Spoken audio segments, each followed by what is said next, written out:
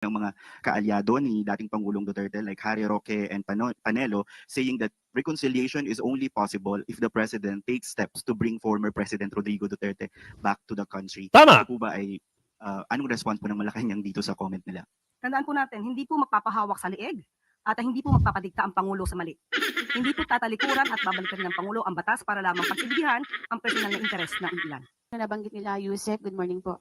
Bukod po dun sa issue nung pagpapauwi ng Pangulo, kung talagang sincere daw po siya dun sa pakikipagkasundo sa mga Duterte, baka pwede rin magpa-hair follicle test ang Pangulo.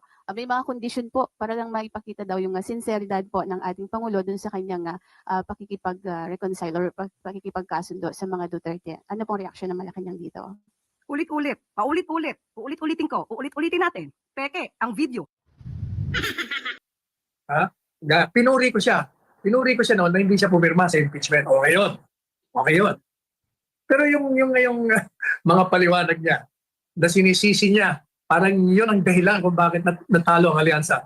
Yun po, unang-una, katawa-tawa na nga, na bihirang-bihira tayo makarinig ng nasa kabilang partido na magsasabi ng totoo. Yes. Magandang hapon muli sa ating mga kasama. Nandito na naman si Kuya Goods nagbabalik. At syempre, kung hindi ka pa nakasubscribe sa ating channel, pa-subscribe na lang po at hit mo na rin yung bell para lagi kang updated sa ating mga video. Sabi na sinabi na parang playbook na naman. Isang patunay na naman ito, meron ho tayong video rito na pinagtatakpan lang. Pinagtatakpan lang talaga itong si Bungit-ngit. Oo, nitong isang nagbiglang nagbunyag. Hindi natin alam kung totoo kasi mayroong balita na ito pa lang si ting ting ting ting ting ting ting tong kong kong kong kong kong ang asawa ay kamag-anak ni Lolong. Nako, ibang klase mga kasama Ibang klase. Pinagtatakpan mo ang pagtataksil ni Makongkong kaya sinumpa ang tungkulin. Ayan sabi rito. Sino kaya nagtatakip dito? Sino ba yung abangan natin sa ating video? Ito sagot ni Bibi Sara. No peace among predator. Aruy, aguy. Pero nakalike ka na ba? Yan mag-like ka na at share mo na rin yung ating video.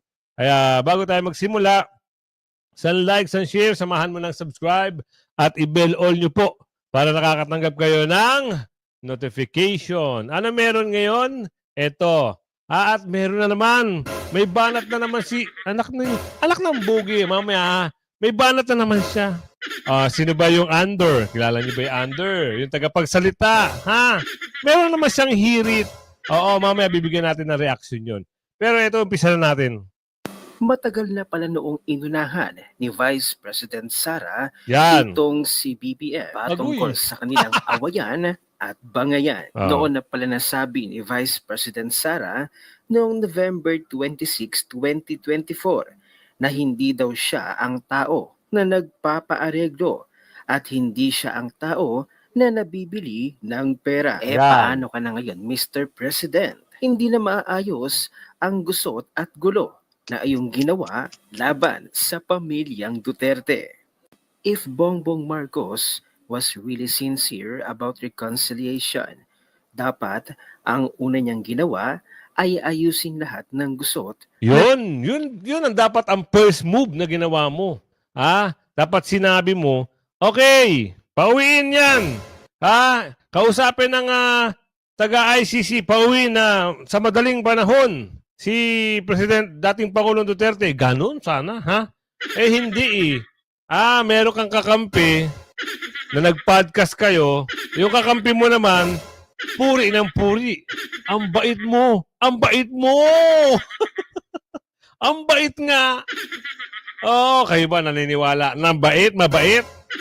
Sobrang bait! Grabe, no? Ibig sabihin, pag ganun pala ang ginagawa, mabait na. Ano pa yung nagmumura? Ano pa yung nagmumura? Doon na lang kami sa nagmumura. Kesa dito na, napakabait, sobrang bait. Tapos wala na nagawa. palamura na lang tayo mga kasama. Doon na lang tayo. Oo, kesa dito. Ang nangyari under his administration. Make people accountable, starting with Tamba, then those who are involved sa pagpapatapon kay PRRD sa Yon. The Hague. Hindi enough ang sorry at bati na tayo sa lahat Yon, di ba? ng dinanas ng mga Duterte sa SMNI, kay Pastor Apollo, sa mga kaalyado ng mga Duterte at ng mga taga Davao City. Kaya at one point, I agree with you. Wala kang kaibigan at marami kang kaaway. No peace among predators. Why Marcos' call for reconciliation rings hollow. President Marcos' offer of reconciliation to the Dutertes is not the heartwarming gesture of unity once is among warring relatives or estranged spouses. In politics, especially in a democracy, reconciliation between rival camps is not just unnecessary, it's often detrimental. Healthy political conflicts is essential. It keeps parties accountable and ideologies sharp. When rivals make peace, what usually follows is not national healing, but horse trading. Yan. Di ba?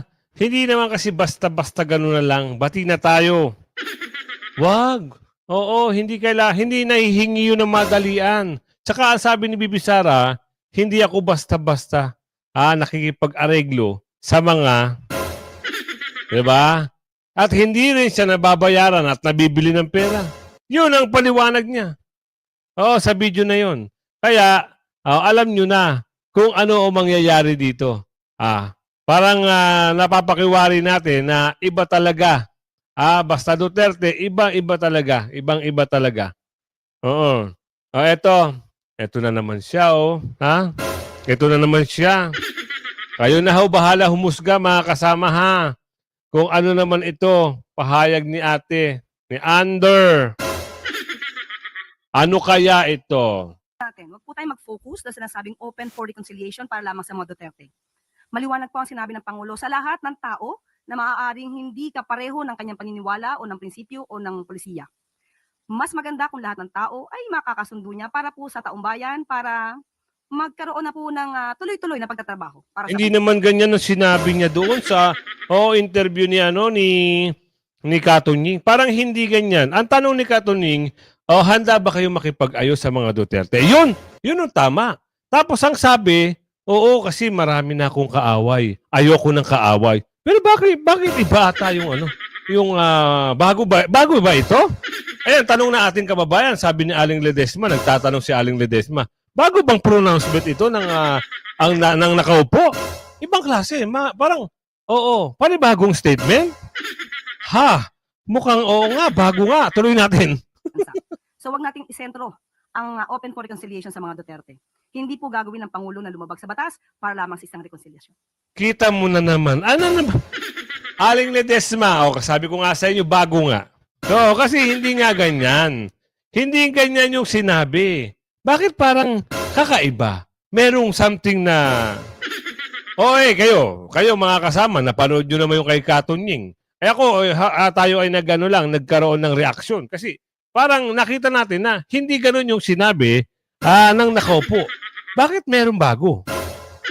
Sabihin, gumawa ng bago, di umano, para sabihin sa mga tao, wow, aba. Aling Ledesma, hindi ko alam kung bago talaga yung sinabi ng nakaupo.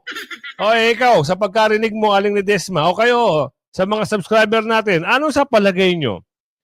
Bago ba ito o ito yung sinabi ng nakaupo? Type nyo sa comment section kung ano yung sagot nyo rito. Tuloy. Follow up lang po, Yusek. Siguro po, parang it's an open for all. Pero yung sabi naman po ng mga kaalyado ni dating Pangulong Duterte like Harry Roque and Panelo saying that reconciliation is only possible if the President takes steps to bring former President Rodrigo Duterte back to the country. Tama. Ano po ba ay, anong response po ng Malacanang dito sa comment nila?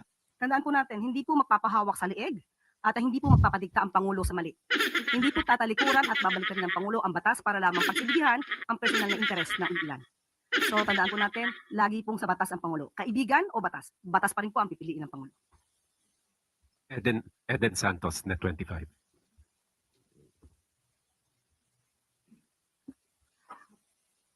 Gaya din po na nabanggit nila, Yusek, good morning po.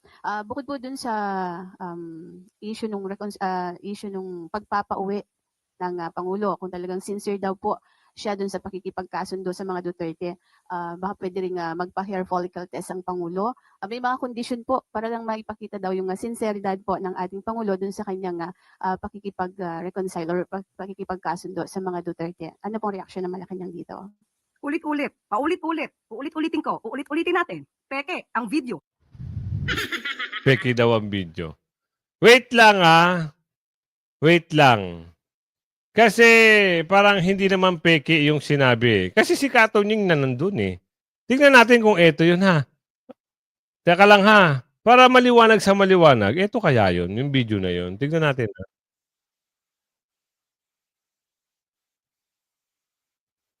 Ay, hinahanap ko mga kasama ha. Baka nawala eh.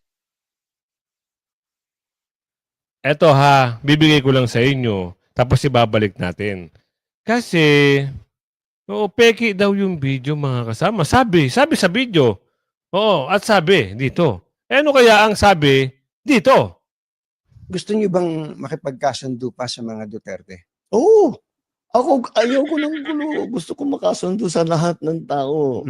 Mas maganda, marami na akong kaaway. Hindi ko kailangan ng kaaway. Kailangan ko kaibigan. Kagaya na sabi ko sa'yo, pagka... Hindi ko... Magko-confess ako dito. Pwede naman po. Para akong pari po nito ngayon po. Ewan ko, kahit hanggat maaari, ako... Tapusin natin yung video mga kasama. At peki daw kasi yung video. Ang habol ko yung stability, peaceful, para magawa namin yung trabaho namin. Kaya ako, laging akong bukas sa ganyan. I'm always open to any approach na, alika, magtulungan tayo. Diba? Kahit hindi tayo magkasundo sa polisiya, hindi tayo magkasundo. Gawin niyo yung trabaho pero wag na tayong nanggugulo. Wag na natin, tanggalin natin yung gulo. Hindi ko alam, mga kasama, peki kaya ito? Yan ang tanong din natin eh. Yan kasi sabi ni Maamo, manager, peki daw yung video. Wala tayong magagawa kung sinabi niyang peki. Sumunod na lang tayo peki daw eh. Tuloy natin. Na siyang nirep na pinespread or isiniwalat itong si Atty. Harry Roque. Dapat pa natin siyang paniwalaan? Uulit-ulitin ko, paulit-ulit na lamang siya. Yusek, follow up lang po. Hindi naman din po batay dun sa video lang yung panawagang magpa-hair follicle test ang Pangulo. Bukod po doon, medyo... Paulit-ulit po ulit? Hair follicle test po ulit? Ayun po yung ilan sa tingin niyo...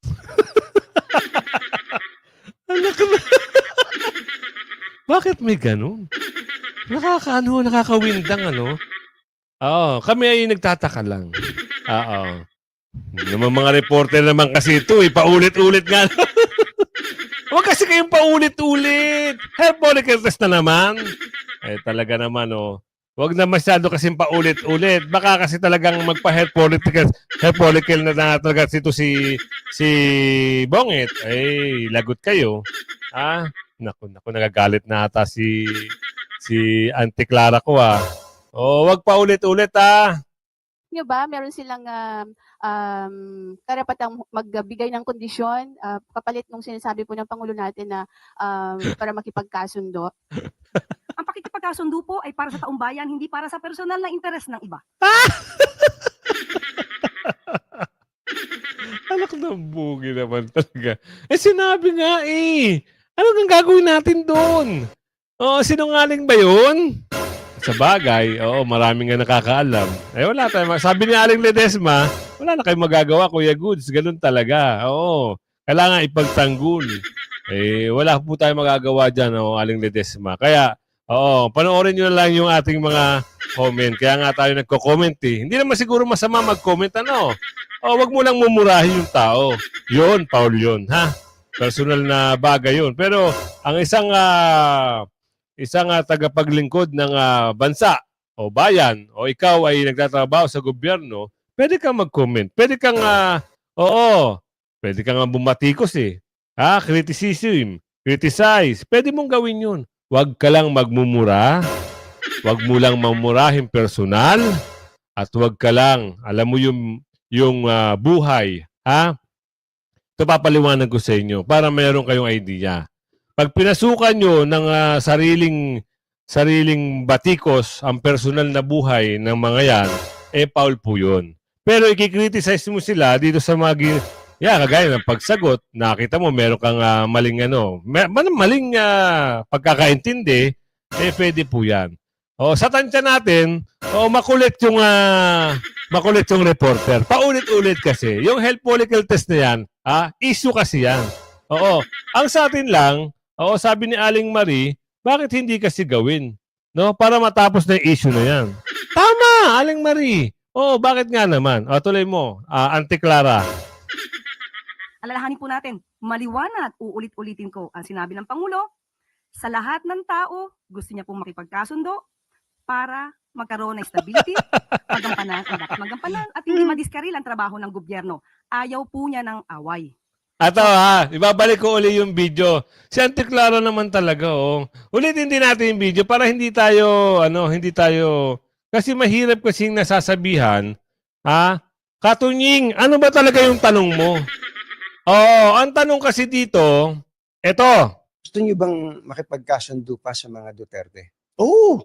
Ako, ayoko ng gulo. Gusto ko makasundo sa lahat ng tao.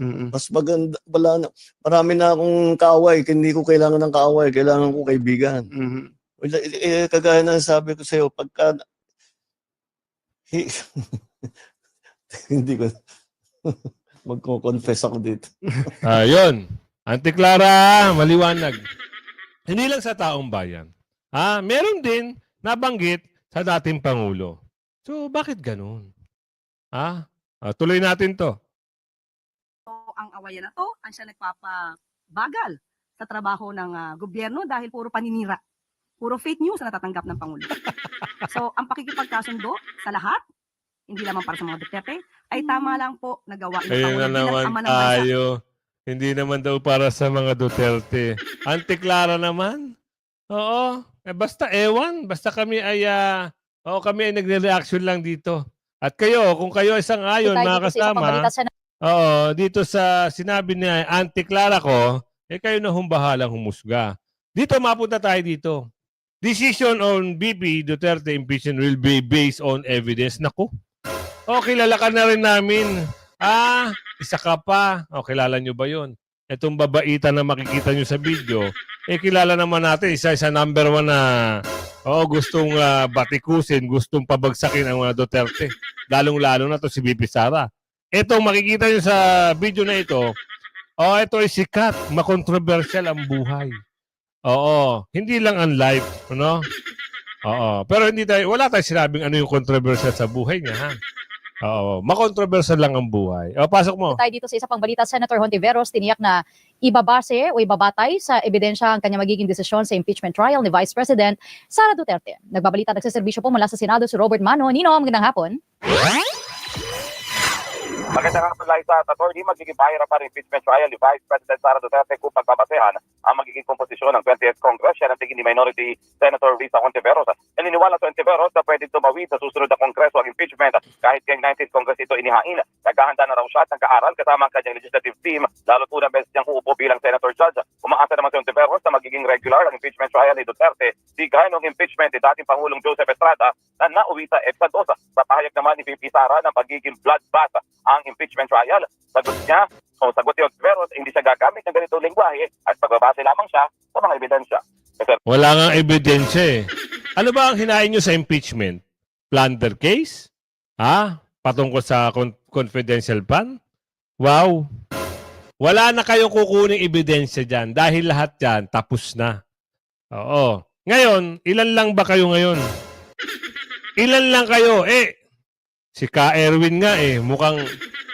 hindi ko lang nalagay yung slide dito Si Ka Erwin nga Gusto nyo hanapin natin? Parang ayaw na sa Alcanza Alcanza. Parang gusto na rin tumawid Bakit?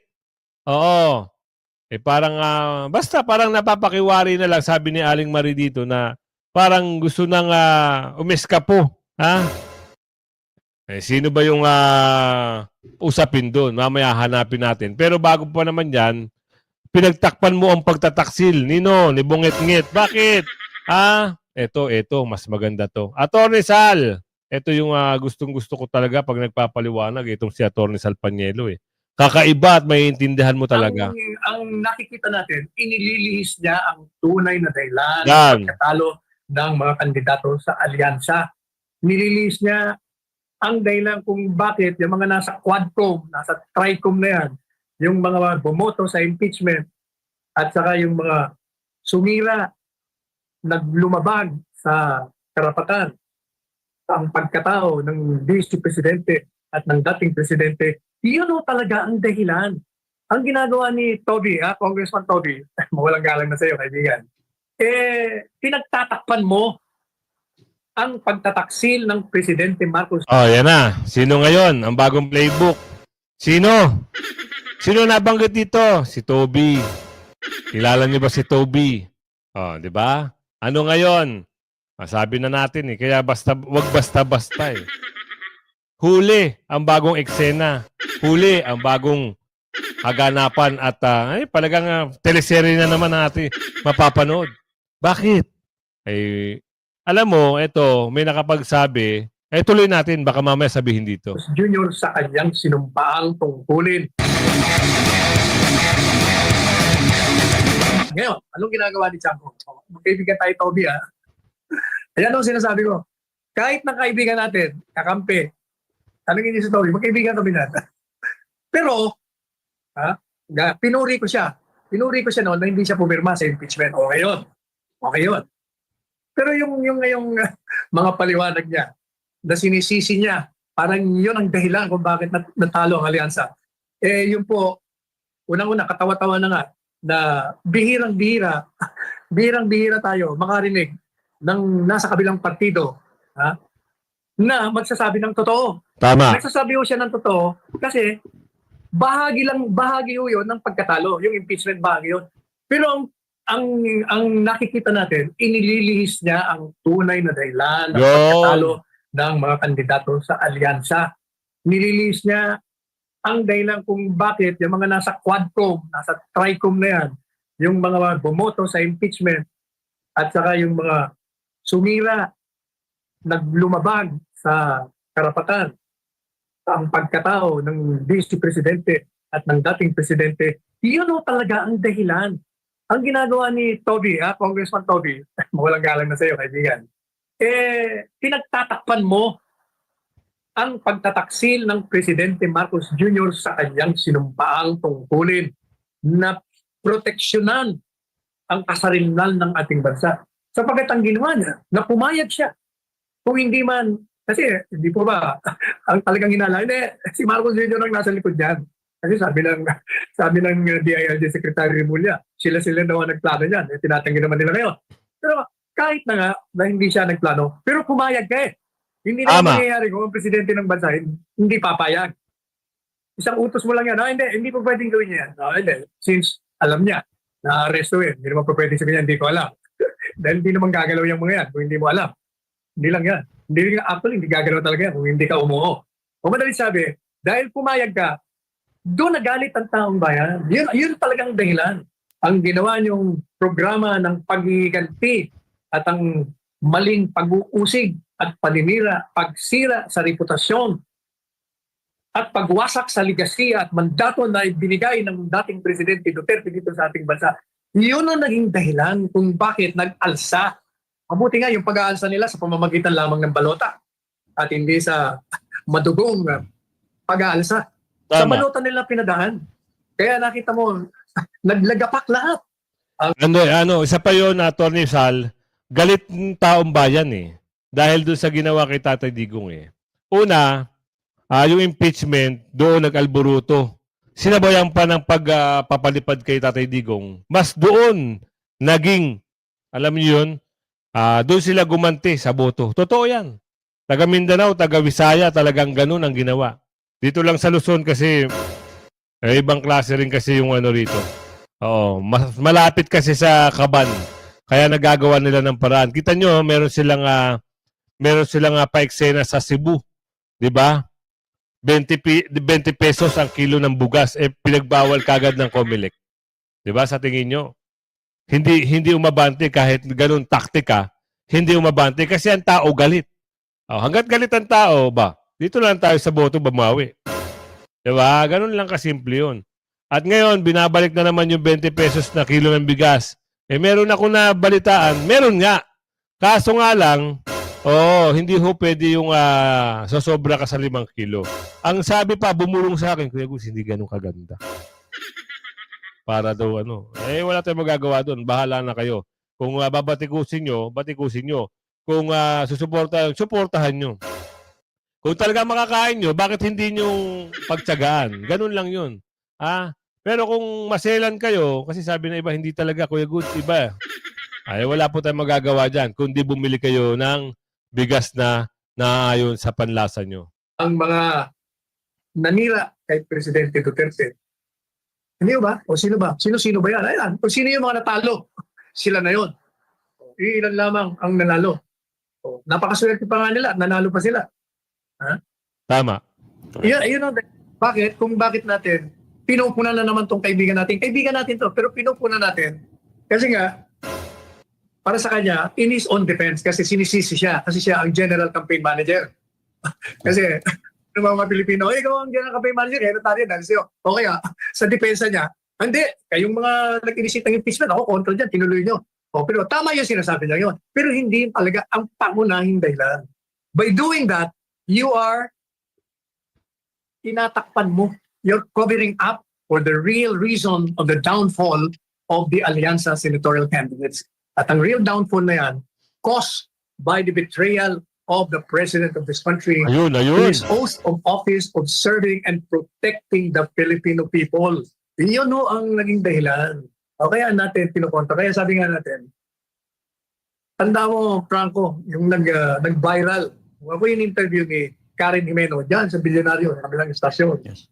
Nung ako'y good luck niya, good luck, Attorney Panelo, for your petition of writ of various forms na pinahal niyo ng anak niyo. Good luck sa inyo. Ang bilis nga ng sagot ko, di ba? Sabi ko, good luck to this government because what it is doing will be the beginning of its fall. Doon kayo mag-good luck sa gobyernong ito kasi ang ginagawa niya, ito na simula ng kanyang pagbagsak. Nangyayari na nga yan. Tingnan nyo. Nung matalo ang alyansa, dahil sa ginawa nila kay Presidente Duterte, sila ngayon, nag-aaway. Ano tawag mo dyan? Pag sinisi ng isang nasa alyansa, yung kasama niyang kaalyansang mga kongresista at speaker, o hindi ba, nagkakaroon na ng infighting sa loob ng alyansa. Kasi, sinasabi nila, at hindi naman pinasisinungalingan, na interesado si Toby Chanco na maging speaker. Ayun, sinasabi na. Natumbok na mga kasama. Bakit? Maggaganunan lang sila. Kung sakasakali magkaroon eto na.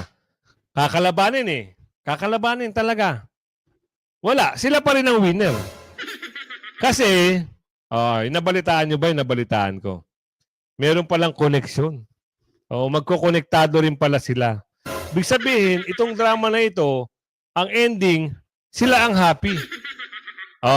Sana, matauhan na yung mga bagong halal. Bumoto kayo, halimbawa, si Kong Pulong ay tumakbo sa Congress o House Speaker. Siya ang tumakbo. Suportahan nyo. Doon naman sa mga bakulaw dati, alam na natin mga kulay nyo.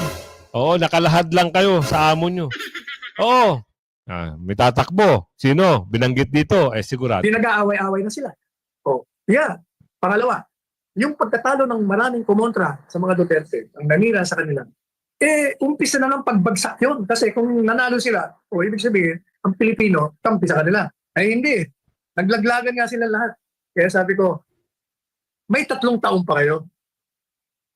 Presidente Marcos Jr., anong gagawin niyo? Ako, unsolicited advice. Ang gagawin niyo lang, ibabalik niyo lang dito si Presidente Duterte. Medyo... Yun ang the best na gawin. Wala nang iba. Yun ang unahin. Pauwiin si Tatay Digong. Sabihin doon sa mga nagkulong kay Tatay Digong, pauwiin nyo na yan. Dahil makikipag-areglo na ako. Sabi naman ni ate, hindi raw sa taong bayan daw nakikipag-areglo. Eh, sabi niya yun. Sabi ni Aling Ledesma, na-notice ni Aling, magaling pala yun. Under nga yun, under. Tataas ang rating nyo. At saka magiging consistent kayo sa posisyon na walang jurisdiction. At gawin nyo na yung mga hindi nyo nagagawa ng 3 taong nakaraan. Para hindi na lalong mag-alma at magalit ang taong bayan. Otherwise, kung hindi nyo po gagawin, maniwala kayo. Yung sinasabi ko, this will start the beginning of its fall. Eh, nag-start na nga eh. Ito na, tuloy na ho yan. So, tayo ng bagong pagpapalit ng mga may hawak sa kapangyarihan. At ayaw sana nating mangyari yun. Kaya gawin nyo na. Sapagkat yung clock, yung relo, di ba, tumutunog yung tik. Pag uminto yan, patay na. Ang problema, hindi na maghihilom mga Tornesal. Galit na galit sila. Galit na galit ang taong bayan. Wala tayong magagawa kasi sinimula ng mga durobo at mga bakulaw na bigyan ng gusot itong si Bibi Sara at si Tatay Digong. Kaya bawi-bawi na lang. 2028, ang aga mga kasama. Ang aga na naman ito. Ibang klase pero huwag kayong mangamba. Eh, sinasabi na nga para nagkakatotoo na nga eh. Ang susunod na presidente ay babae. Palakpakan! Ayan, sabi ko nga sa inyo, kung umabot ka sa video na ito, sabi mo kung nasaan ka ngayon at shoutout sa iyo. At ayan, abang-abang lang po kayo. Abang-abang po kayo sa ating mga nilalabas na upload, mga reaction. Hanggang sa muli, bye-bye!